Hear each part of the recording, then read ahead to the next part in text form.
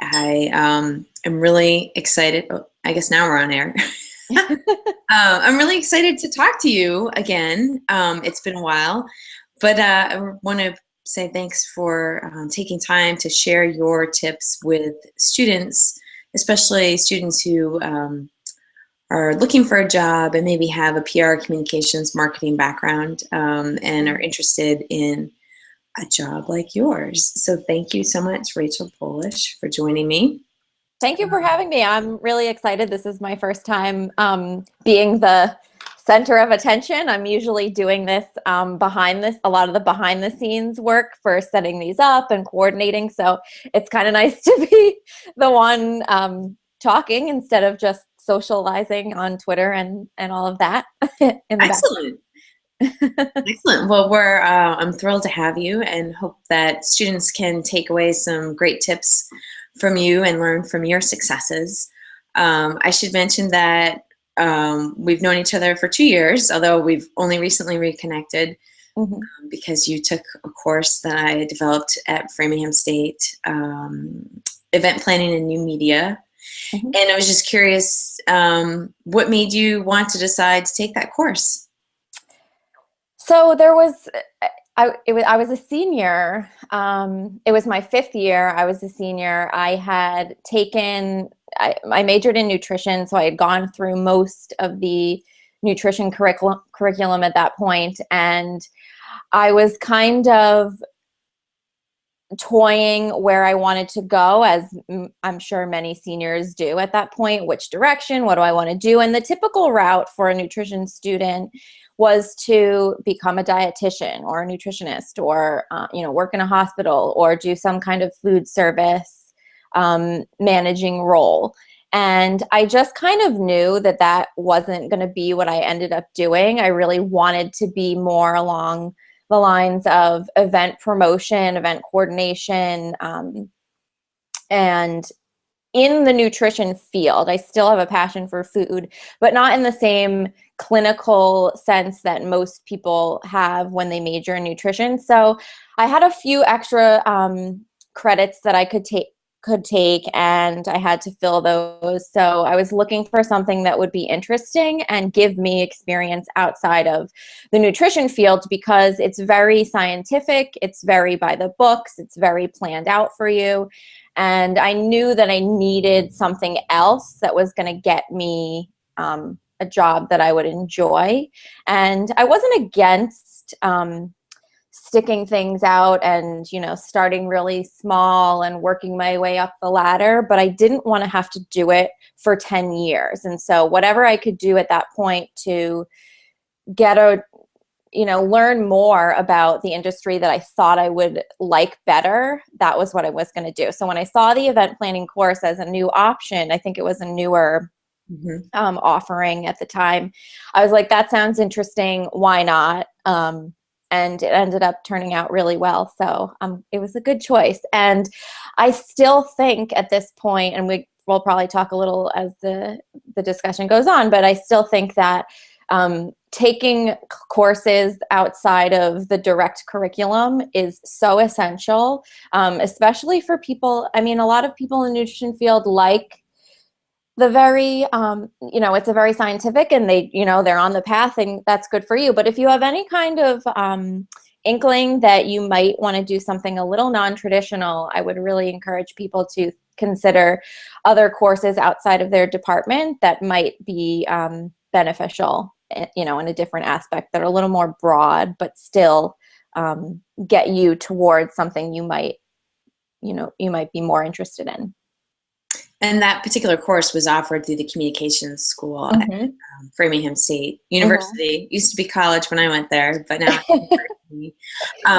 Can you tell me a little bit more about how you ended up at Framingham? It's a state school in Massachusetts. I'm originally from New York, Westchester, New York. I grew up in a small town about an hour north of New York City, North Salem, New York. And it was a small school, a lot of my friends went to very good schools. My best friend, Alexa, graduated from UPenn. And so it was, I don't think anyone in my high school had ever gone to Framingham before. Like I was the first one, but I was interested in nutrition. At the time, I really thought nutrition. I had done my high school internship with a dietitian, and I really thought I would end up being a dietitian at that point. So Framingham is, at the time, was the top 10 nutrition programs in the country, still is. And I thought, it was very reasonably priced. It was between that and University of Delaware for me. And it was, I walked away with no student loans. So Framingham, I'm all about that. So it was a good choice for many reasons. I'm happy I went there. And I just chose it based on the nutrition program was really and it wasn't too far from home. Yeah. 2.5 hours. And one thing that I think is really remarkable about Framingham is the professors are really there to teach. They're not, they may be doing research, but I'm not sure about nutrition, but I know when I was there a long time ago, but most of the faculty are not focused on research. They're really focused on teaching. The Janet Schwartz, the chair of the nutrition department, I think was, for me, she wasn't so much into the clinical side either. So she was more along the lines of community nutrition. I did an abroad trip to Italy on a slow food tour with her. Wow. And a few other nutrition students at the time. I think I was a junior. And that kind of like solidified. I remember day one walking into my advisor's office, and they encourage you to go one way, and just like in my gut, I kind of knew, I don't know, like I could end up there, maybe not, but as that trip really kind of made me feel okay that it, going the traditional route didn't have to be my only option. And I think that's because of... Traditional would be like working in a hospital. Yeah. Because I have a bunch of friends and relatives who work, at Children's Hospital or... Because it's really safe. Not necessarily anymore, but I think people think it's safer to have a typical job, where you have your salary and your set number of vacation days, and it's traditional. Yeah, it's traditional. So, for me, that trip was the first moment where I thought it's okay to do something a little bit different. You don't have to go to work in a hospital. And I still didn't know, what I would end up doing at that time. But I, at that point, was open to exploring a little bit more. And I think it had to do with Janet being so understanding and kind of encouraging and, focused more on the community side. And so I appreciated that.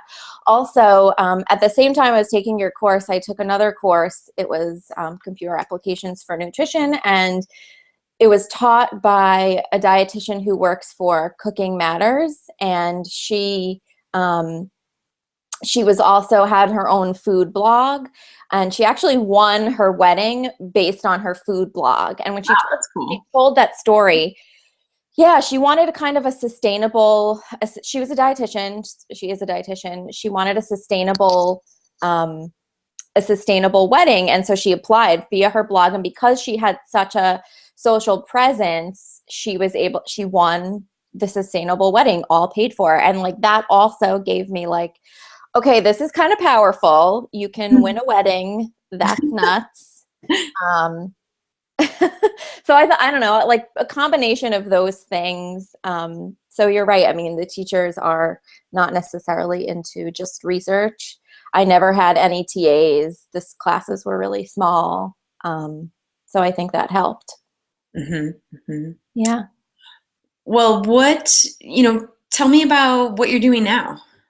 I work for Subi Zimmerman. She is a lifelong entrepreneur She likes to say that she's started her first business on the playground at 13, selling barrettes when she wasn't supposed to. And she'd probably laugh if I tell that story because she's told that story 55 times. And we always make fun of her. But she lives in Wellesley, and so I'll back up to what I did right after I left school and kind of go through how I got here. Great. I walked out of school and got a job in September after graduation and hated it. It was horrible. It was direct marketing. It was like a total manipulation, and it's like the job that you never want to talk about, but you kind of have to like explain where you got where you are. So I left after 4 months and didn't have another job lined up right away. I just knew I couldn't do that anymore. So I was home surfing the internet for a while, and I still had that inkling of I needed to do something social. I needed to do something about events. And so I really needed to learn more hard skills and more techniques and strategies, and like, what is this industry even about? What do people with these jobs actually do day to day? It's one thing to say you can, have a conversation with people on Twitter, but where's the strategy behind things? Where are people spending their time? What are they doing? So I was surfing the internet, and I think I came up on YouTube. I searched Instagram marketing because I think the key for me was I knew that people weren't necessarily great at Instagram yet, at least businesses from a business side. Mm-hmm. And so I wanted to learn, okay, if I could figure out something about Instagram, I could walk into a job interview and say, this is what I could do to help you because you don't have an Instagram strategy yet. Mm-hmm. And, I thought that would look cool on paper. So I was like, okay, I'll learn Instagram. And a video with Sue popped up, and I watched it. And then I watched the next one and the next one and the next one because she has a YouTube channel. And it was so interesting for me that I knew I needed to say something. I found out she lived in Wellesley, which is really close to where I live. I reached out to her and basically just said, can you have a conversation with me? I'm just curious about where I can learn more, what I can be doing. Are there any resources you suggest? And she said, call me. I need an intern.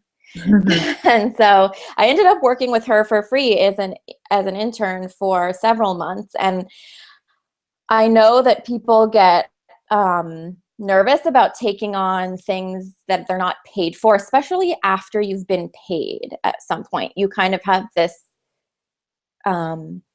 perception that I work full time. I'm an adult. I already know what I'm doing. And I should only be looking for paid things. But from my perspective, I knew that doing something for free would get me 1% closer to the exact place I wanted to be, which is right now where I am. And so I was totally willing to do stuff for free. I did whatever. I managed Instagram accounts for her. I helped her with, slide presentations, and it kind of evolved over time. At first I was getting a stipend, and then by the end of the summer, so I'd say 5 months, maybe not even the end, I was working full time and still am. So it's been about a year and a few months since I started, and I am now the content and marketing director for everything that we do. So I write all of the email copy that goes out to our email list, which is a pretty decent sized email list, and growing every single week. We grow about 250 email subscribers every week, which is really good, I would say, for this industry. And, I spend a lot of my time engaging online. I do a lot of social media management for us, a lot of scheduling of, tweets and Facebook and, YouTube content strategy and uploading and keywords and blogging and writing guest post articles for other people. And it's a lot of copy editing and that kind of thing, which I know you're familiar with. Yeah. Your time at the Boston Globe. And I love every second of it. I would not trade anything at all. Like, I cannot imagine doing anything else. I can't believe how far I've come in a year. It's pretty surprising. You know, I still think like, what the heck, like, how did this even happen? But you know, it's a very small team. It's me, Sue, who is pretty much the face of the business, and Morgan, who does all of the back end, you know, the website, managing the website, all of the payment processes from our customers, building landing pages, and those kinds of things. So she and I Skype day to day. So it's a really collaborative thing. But really, I mean, that's it. We have some other VAs that work part-time for us, but it's really small shop. But for the size company, we're doing very well. And I think the most rewarding thing for me over the course of this process has been watching the growth and feeling like I have something to do with it. And I've been able to streamline and focus the tasks and the strategy and the message. I have her voice down. You know, people think she's surprised. You know, I could do an impression of her, and so that's been kind of funny. People are like, wait, Rachel wrote that? That was you? And that's all part of the learning process. You definitely, if you're working for someone or a brand, you have to get their voice down. So, and she has a pretty distinctive voice. Yes. I mean, she's not afraid to curse in front of people. She's not about being perfect. You know, she feels like a 20-year-old running around, like, you know, just having fun. She's, you know, she's been in Punta Cana for the last week and, you know, having a shit ton of fun. That's like her favorite word. So she's, I mean, we all have a blast, and I literally love what I do. I work from home. Like, this entire horrible winter, I didn't have to leave my house one time when it was snowing, and I was very grateful for that. So, yeah, long commute from one room to the next. But what are some of the perks? Yes, the perks. I mean, I got to go to social media marketing world, and how reconnected. Wait a second, Rachel. I know, that was so wild. I saw a tweet that you were tweeting, I think, about Steve Dotto, and I was like, wait, Steve Dotto? I know Steve Dotto. We love Steve Dotto. And for anyone watching, go watch Steve Dotto's YouTube channel. He is hilarious, and he teaches a lot of great stuff about productivity. Nice. And yeah, I was like, wait, you were in San Diego? How are you? Like, and I didn't see you. I mean, there are a lot of people there, but it was just funny. Yeah. So I had to say something. We didn't even get to have a margarita together. I know. Oh, well, next year. Right? Do that. Yeah, definitely. Well, and so what other perks are there? I mean, the freedom to just like, I think like, I mean, I don't have a number of vacation days. Like, I'm not, and you would think that would make somebody take advantage or, not, be lazy. But I am so grateful that I can wake up and, get online at 7 a.m. if I want, or I can get online at 11 a.m. if I want, or I could take the day off, or, I could work on Saturday if I really wanted to. I am a pretty, into a routine kind of person. So I work from, generally 8 a.m. to 5, 6, whatever. But then, if I want to go for a run in the middle of the afternoon, like, I do it. So I think the flexibility to do what I want when I want. I work with really smart people. Meeting people that are top in the industry is just insane. Like, we just partnered with Amy Porterfield. She's nice. She used to do Facebook and social media for Tony Robbins, and she now is one of the top online marketers that you'll find. And she asked us to contribute to her latest course, the Profit Lab. And so we're affiliates for that course. We have our own session. Sue did a presentation in that. I created the presentation that is in that course. So like, I feel very much connected to every single element of us out there in the world. So it's really, the perks are endless. The perks are endless. That's really cool. And she's a really good cook. So when I go to her house, like she lives in Wellesley, I'll go there about twice a month or so, and she makes lunch, and it's always good and healthy, and I'm into nutrition. So she was a nutrition major too. She went to what's the all girls school that's really close? Simmons? Simmons, yes. She went to Simmons in nutrition. It was like really bizarre. Yeah. Huh. You guys Yeah. have real kindred spirits. I know. Yeah, but the perks are endless. That's great. Yeah. And if someone wanted to, if a student, picture yourself, 2 years back, right? What skills do you think someone, in your spot, who wants to be in your spot now, what do you think they should be working on? First and foremost, I want to say that there's this myth about networking, I think, or this perception about networking that it's this scary like thing that I have to go do. I have to go do this networking thing. And it's not. It's like, I think it's fun if you have something to talk about. If you go in there and you have nothing going on, you have nothing to show for yourself, you have nothing to contribute to a conversation, then I can understand it's intimidating, but it doesn't have to be. And so positioning yourself to have something to talk about, and that doesn't necessarily mean you have 3 internships and 1 year experience and and I worked at this 30,000 employee company, and I mean, it doesn't have to be like that. Like, you can have anything, any kind of portfolio that gives you something interesting and relevant to talk about, makes networking so much less scary and intimidating. So being comfortable developing things and your own voice and having something to show for yourself. So if I were to do it over again, obviously I didn't need to, because now I have all of the work I do for Sue as my kind of portfolio. But I mean, at the time I had nothing to show for myself. So I was trying to figure that out.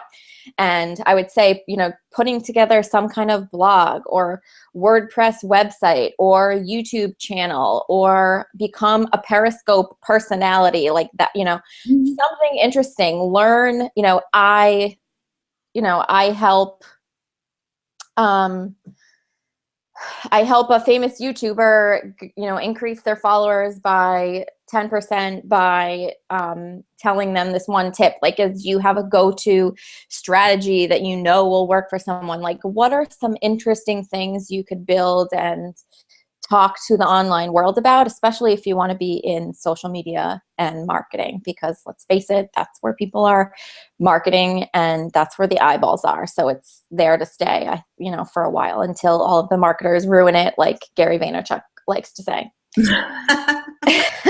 Marketers ruin everything. Very true. Yeah. I would also say,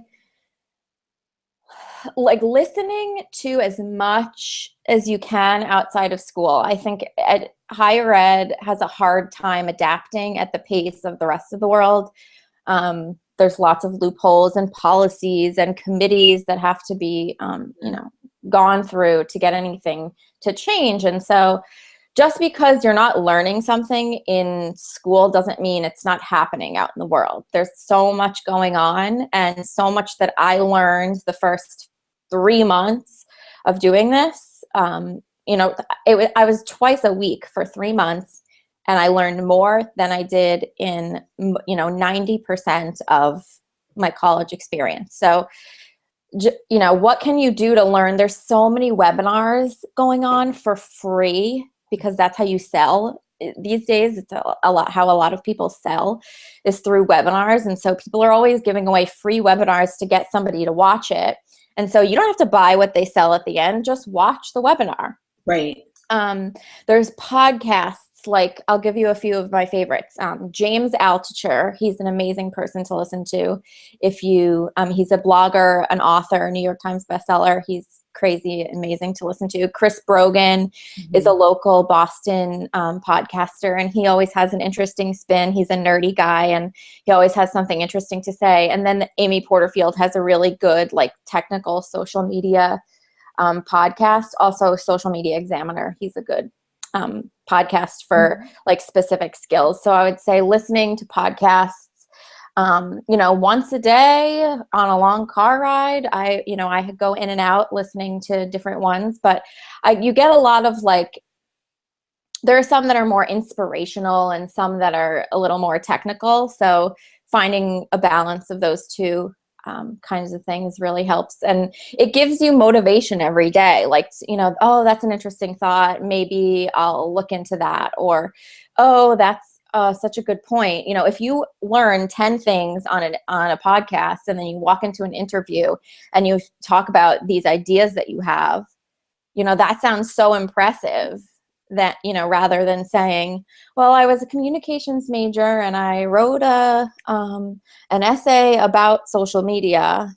Right. Like that's nice, but what are the ideas you have? Because you have to have a little bit of originality, a little bit of creativity. Anyone that's too dry is going to have a really hard time. Mm-hmm. So getting that inspiration from outside sources is really helpful, I think. So, and then also there's some free education platforms. Creative Live, we've been a part of. I think it's a great platform for anyone on the creative side of things. They do have they serve mostly musicians, artists, creative people, Etsy shop owners, that kind of thing. But they do have a Money and Life channel, and that has a lot of free. How it works, it's free to watch while it's live streaming. And so you can watch their 3-day courses or their 1-day courses for free. And then if you absolutely love the content and you're really getting a lot out of it, you can buy it for, I think, while it's live, it's $99 or $149, which is a lot for a college student, but you do have the option to watch it for free if you have the time. And so I would say we've done 2 courses with them, and it's a really fun experience too. Like I had a whole 30-minute session, and I think we had, probably 20,000 people watch. Wow. Just up until we were live. So that was some fun exposure. And we have a 3rd course lined up for November. And I don't know if I'll be on stage again then, but we'll see. So, I would just say absorbing as much. Like I have a line in my Twitter bio and on my Instagram bio. I watch webinars on the weekends because it's true. Like I actually like it. That's what I do at night when most people are watching The Bachelor or, I do like House of Cards. That's the one thing I watch. But, I'm not big into TV so much. I watch educational things, which sounds so lame that I'm saying it, but it's true. It's true. No, that's what separates most people.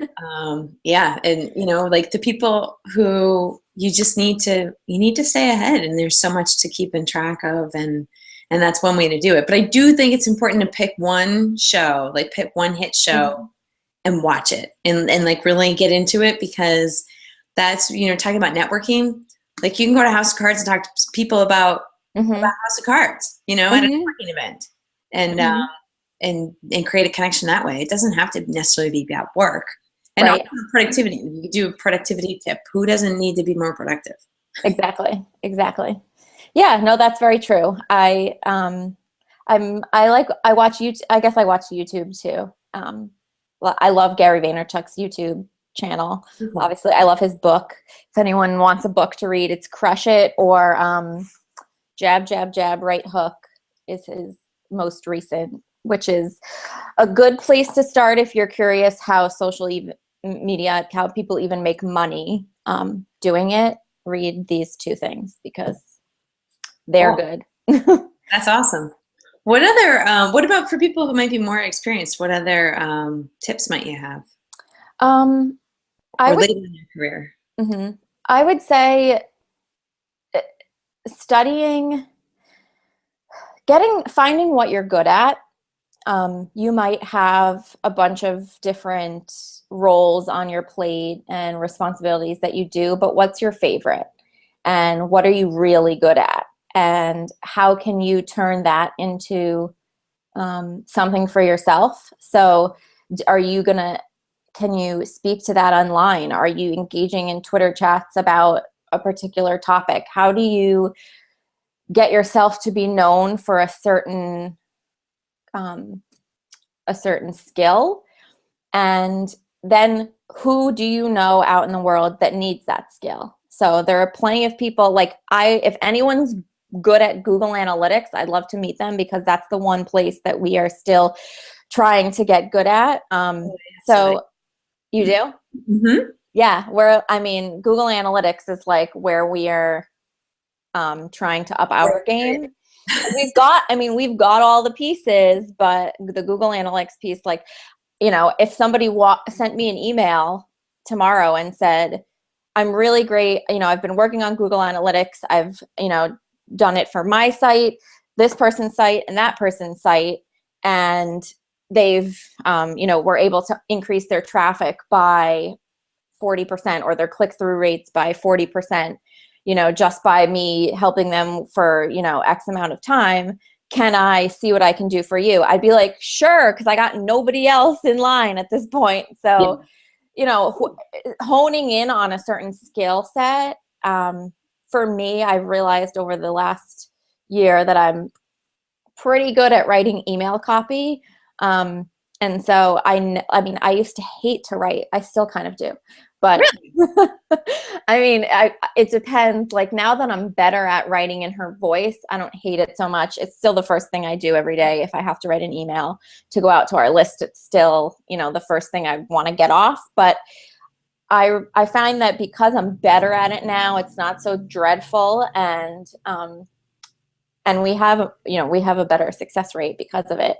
So if I were to, now if I were to walk into an interview or a job or try and track down someone, I would be very comfortable speaking to, the fact that I write fairly decent emails that get, 30 to 40% open rates sometimes. Wow. And lots of click-throughs. And, we just sent out one email yesterday and it had one link to one webinar page, and it was at the very bottom, like it was not even obvious. And tons of opt-ins, like tons. That's great. Tons. So that's fantastic. Yeah.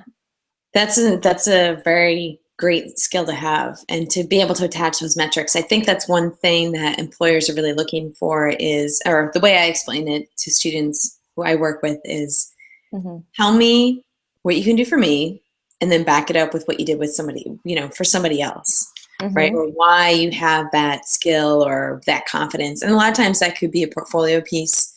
In the courses that I develop, there's always portfolio pieces attached, that you can potentially bring to an interview and say, here, I did this. Because I think that's really important.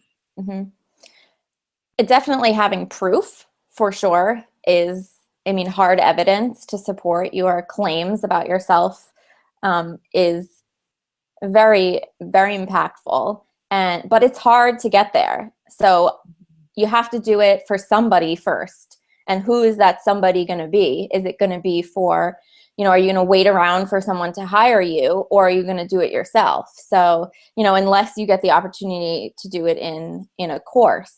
And still, I think sometimes it can be kind of difficult to make it realistic. So why not do it for yourself first and foremost? Or maybe work with a nonprofit. So a lot of times I recommend to students that find a nonprofit, and help them, because if you watch a few webinars, let's say just on email marketing, and then go in to their MailChimp or their constant contact or whatever and say, I can fix these 3 things for you. That's, and then be able to see the conversion metrics after that, bring that into an interview. I'm really paying attention. Okay, can you do that for me? That would be awesome. Absolutely. That's another good point. It's funny that you say nonprofit, because your course was heavily focused on nonprofit, like you just said, and I found it interestingly difficult to find a full-time job with a nonprofit because they have such small budgets, and they don't necessarily have the funding to hire someone just for social media, which is what I mean, obviously your job, like my job is much more than that at this point of content development and product development. But I didn't realize like that they're, they don't have the funding to even fund like an entry level person. If they're going to pay for somebody, they've got to get someone that has decent experience and can, get things done, because, Right. there's no one, they don't have a giant team with someone up here that could teach me down here everything I need to know. Once I realized that, that's when I knew I needed to learn more on my own. And that's when I was doing a lot of my, my side research and investigation on Instagram. The weekend webinar warrior. Yes. Yeah. Yeah. And what are like, let's say 3 skills that you think would be really crucial to walk into an entry-level job in your field? Skills. Okay. So I would say having an eye for really good ads. And I say ads because there's a whole series. I guess I don't mean ads. I mean sales funnels. Mm-hmm. So where does a sales funnel start? Where does a sales funnel, what's the goal for the person, your ideal target customer? So for us, it starts with a free opt-in. So it's getting somebody to join our email list. And so we use a variety of different things. So getting somebody to sign up for a free webinar, having somebody download a free PDF or a free ebook or any of our lower end products. That gets somebody into our funnel, into our community, and it allows, if we have their email list, it allows us email address, it allows us to continue to contact them. So what are the different kinds of things that companies are doing to get people on an email list? Because that's the biggest thing in this, the way to convert is to grow your email list. It's a direct link, and the bigger your email list, the more, potential people you can talk to, the more money you can make. So having an understanding of a sales funnel is definitely key. I also think graphic design skills, if I were to go back to school, and which I won't be doing because I'm not that kind of person. Some people can go to school all their lives, but I'm sticking to my webinars and digital everything. But I would say graphic design, that's the one thing that I don't have the patience to learn on my own, I would say. Like I could listen to stuff about Facebook ads and Twitter and, now I'm into Periscope these days. Like what are the latest and greatest to, like, I can't sit down and learn graphic design. It's just not something that I am that interested in. So I think if I had to, I would have probably opted to take a graphic design course just to get through it, because right now I still rely on a team that we have to do graphics, and it's just really slow. I'd much rather to be able to do a lot of it myself, and I do some of it with a free tool, Canva. Canva. Yeah, I do use Canva for a lot of things, maybe 50%, but there are some things you really just can't, you have to have somebody do for you. So, getting really good at graphic design would really help. And so I would say do that in college if that's not your like obsession, because it's a technical skill that I think is harder to learn on your own unless you're really like obsessive about it. And getting to know digital voice. So it's much different than essay writing, than I would even say different than like news. Mm-hmm. Like delivering news, like the digital voice of trying to sell something I think it's very different. It's a lot more conversational these days. It's a lot less discount today, free only, 50% off through Mother's Day. I mean, it's so not like that for the most part. It's very much like, I'm going to give you as much value as I possibly can for as long as I can before I even ask you for anything. Right. That's a lot of what jab, jab, jab, right hook is about. But it actually works. It's not just something people talk about. It's very true. If you get people on your side and you get them interested and they like who you are, they trust who you are, they're much more likely down the road when you do ask them for something to buy it. So, but how do you get somebody to like you in the first place? Right. You have to give value, and you have to have an interesting voice that is conversational and sounds like them, sounds relatable. So look at how, if you have a target audience, how are they talking? What are they saying? What are the kinds of words that they're already using in their language to communicate with each other and with brands? So, and how can you replicate that? Like when I work with, when I do some consulting for social media clients, like Instagram clients, a lot of they like, what do I even post? I have no idea. Like, what kind of content do I even share? Well, okay, find 10 of your ideal customers. They could be customers you already have, and look at what they're sharing and see like the angles, the lighting, the types of props they're using.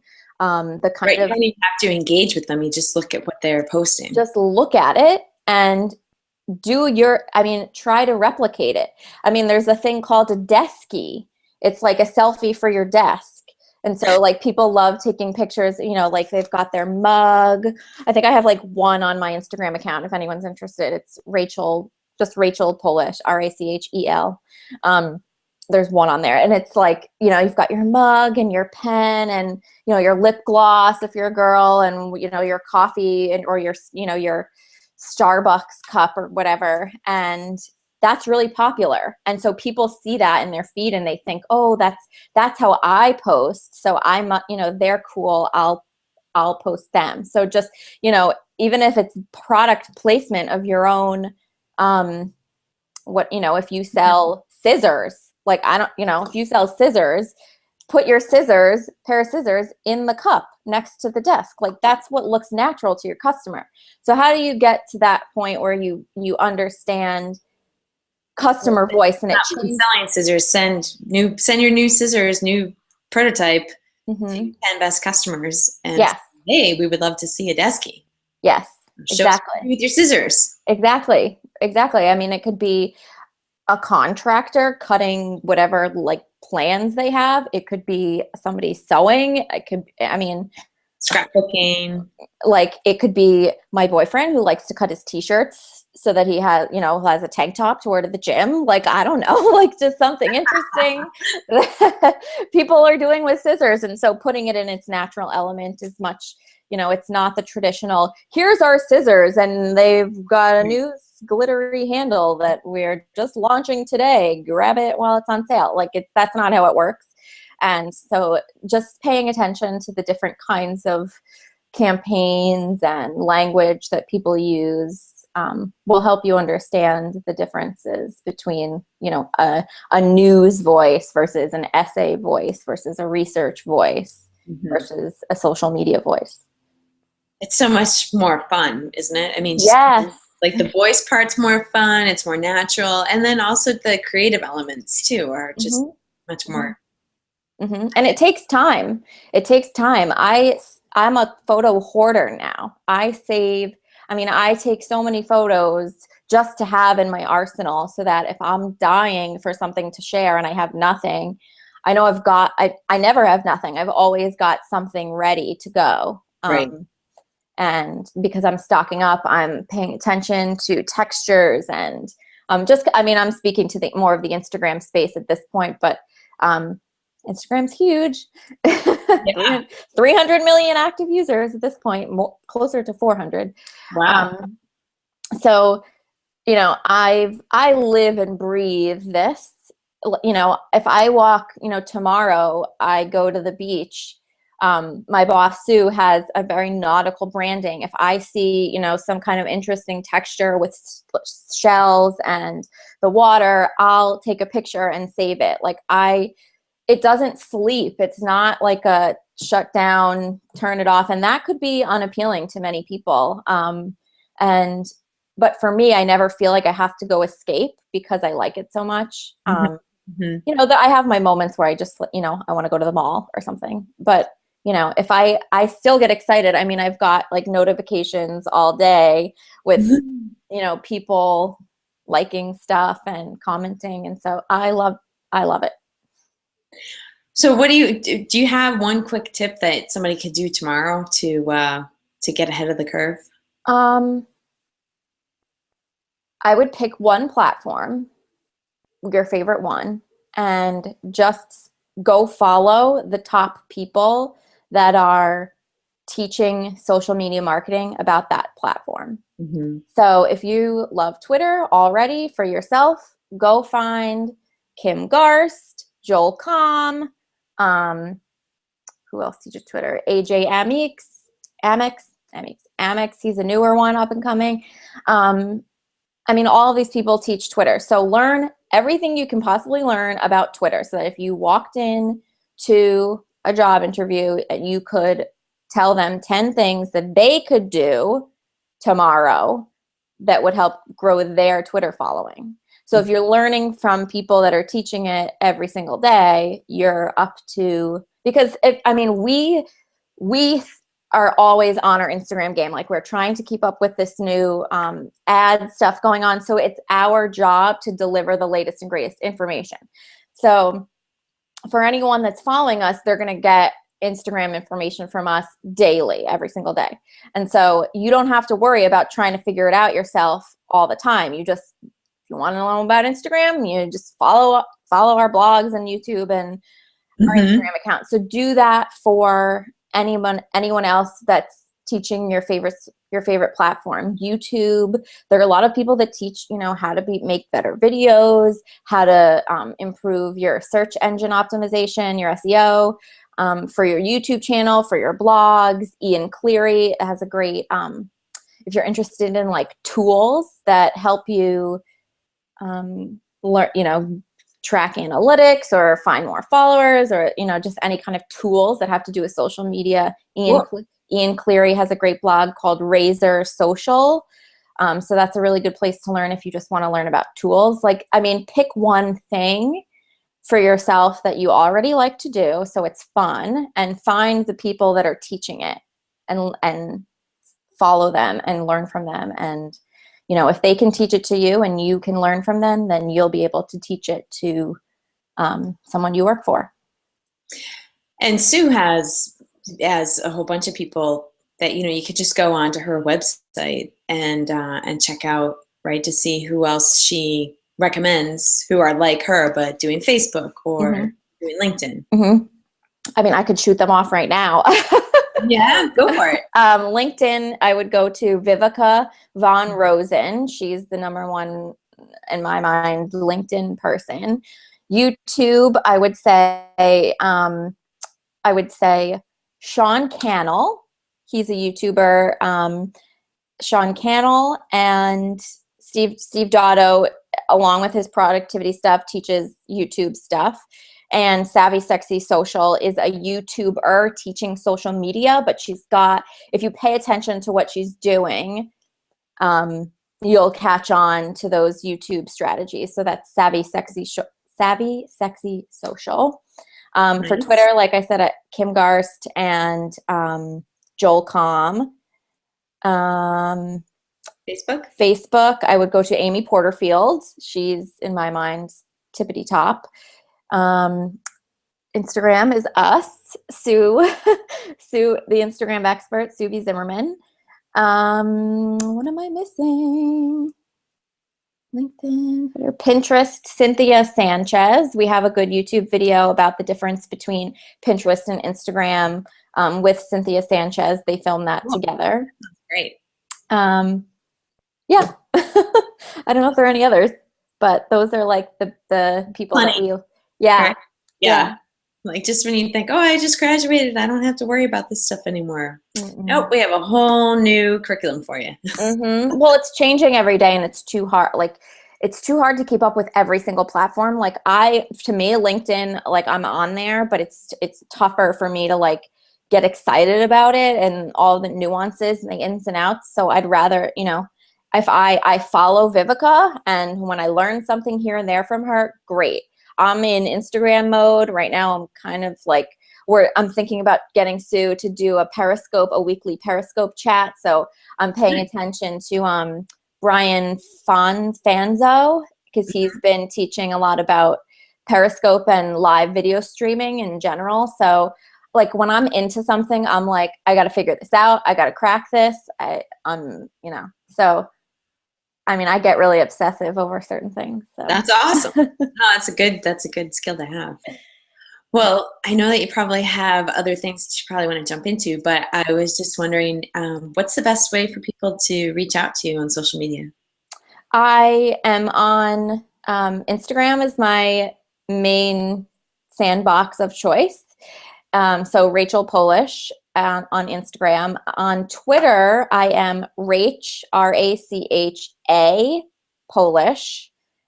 If you type Rachel Polish on Instagram, it'll go to the head of social media at JP Morgan, and that's not me. So, Look at the bio. Yeah, so look at the bio and you can reach me there. Or you can, if any of your students have any questions for me further than what we've talked about, send me an email, rpolish number 7 at gmail.com, and I'd be happy to answer anything. Yeah, that's awesome. And we're really looking forward to seeing you along with Sue at Newport Interactive Marketers June 9th here in Rhode Island. I know, I'm excited. Yeah, which particular segment of Instagram which one of her talks is she going to give us? She's probably going to dive into the community building piece of it.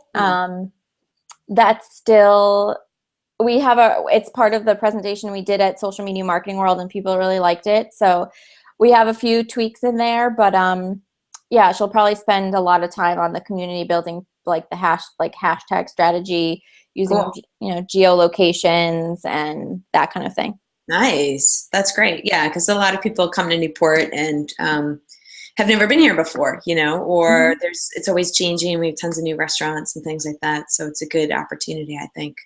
It's a great playground. It's certainly photogenic. I know. Well, that's why the whole team is coming. me, Morgan, and Sue. We're like, Newport, we'll see you there. Now, where's Morgan based? Morgan is in DC at the moment. She went to George Washington. She's a systems engineer major, and she's halfway through, as of this week, her master's for engineering management. Wow. Morgan, don't kill me if I got that wrong. But she's halfway through, and so yeah, she's in DC. We all work remotely, but hours every day we're on Skype. Going back and forth. Or what do you think about this picture for the website? We're redoing our website right now. So yes, a lot of like website copy and photoshopping, the fun photoshopping, getting to choose the photos. Yes. That's what I call it. Fun photoshopping as opposed to the tool. Yes. Yeah. No, really excited to see you guys down here. And I really appreciate you taking the time to give any tips, any last words of wisdom. Don't be afraid to ask somebody a question that's really awkward. I said, who do I know about asking Sue? All I said to her with no intentions, other than getting some helpful advice for a recent grad, that was all I ever wanted. And I ended up with so much more. And so not being afraid to ask, not necessarily that question, but just asking people for help, people that you admire, people that you're interested in, people that intrigue you, a little mysterious. People love, a lot of people in this industry really do love helping other people. And so I think you'd be surprised at, how, a lot of people have their guard up, but you won't know if you don't ask. So I would say don't be afraid to ask. And sometimes it's just a matter of timing too. Mhm. You know, like I just had a baby or, Yeah. whatever, like something's happening that I can't get back to you right away, but it doesn't mean that you shouldn't try somebody else or approach Right. someone else. Yeah. Right. Right. Well, Exactly. I think that's an amazing tip, and I really appreciate your time and Thank sharing you. all your insights. And I Thank you can't for wait, inviting me. yeah, I can't wait to get together in person. It's gonna be so I fun. know. Yeah, I know. Like a few weeks. Yeah. Well, congratulations on all your successes, and we'll Thank you. see you soon. See Thanks for. ya. Okay. Bye. Bye.